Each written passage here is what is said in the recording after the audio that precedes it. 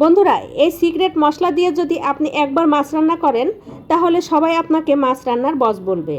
হ্যাঁ বন্ধুরা, আমি ঠিকই বলছি। এই মশলাটা এমন এক জাদুকরি মশলা, যদি আপনি এই মশলা দিয়ে মাছ রান্না করেন তাহলে সবাই আপনার প্রশংসা করবে এবং আপনার কাছে জানতে চাইবে যে কী এমন জাদুকরি মশলা দিয়ে আপনি মাছ রান্না করেছেন যে স্বাদ অন্যরকম হয়েছে। হ্যাঁ বন্ধুরা, এই মশলাটা একবার বানিয়ে এয়ারটাইট বয়মে আপনারা 1 বছর পর্যন্ত সংরক্ষণ করতে পারবেন। বন্ধুরা, এখানে আমাদের যা যা প্রয়োজন হবে তা হচ্ছে কয়েকটা তেজপাতা, শুকনো মরিচ, জিরা, মিষ্টি সস, ধনে এবং মেথি। মেথি এখানে সামান্য পরিমাণে লাগবে। এছাড়াও আরও কয়েকটা মশলা এখানে অ্যাড করতে হবে, সেটা আমি আপনাদের পরে বলছি। বন্ধুরা, সব মশলা একসাথে করে তাওয়ায় দিয়ে হালকা টেলে নিব।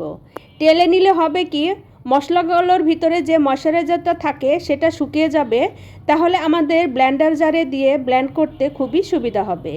আমার টেলে নেওয়া হয়ে গিয়েছে, মশলাগুলো একটু মচমচে হয়ে গিয়েছে। এখন আমি ব্লেন্ডার জারে দিয়ে মিহি করে ব্লেন্ড করে একটা পাত্রে ঢেলে নিয়েছি।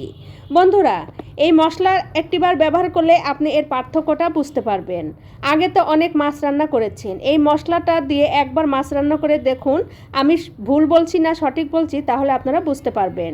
এর সঙ্গে আরও 2টা সিক্রেট উপকরণ মিশাতে হবে, সেটা হচ্ছে হাফ চামচ চিনি এবং 1 চামচ হলুদ। এখানে 1 চামচ কর্নফ্লাওয়ারও মিশানো যেতে পারে। আমি এখানে কর্নফ্লাওয়ার পছন্দ করি না, তাই কর্নফ্লাওয়ারটা মিশাচ্ছি না। আপনারা চাইলে এর সঙ্গে 1 চামচ কর্নফ্লাওয়ারও মিশিয়ে নিতে পারেন। বন্ধুরা, আর দেরি কেন, আজকে এইরকম একটা সিক্রেট মশলা বানিয়ে ফেলুন এবং আপনার পরিবারের সবাইকে তাক লাগিয়ে দিন।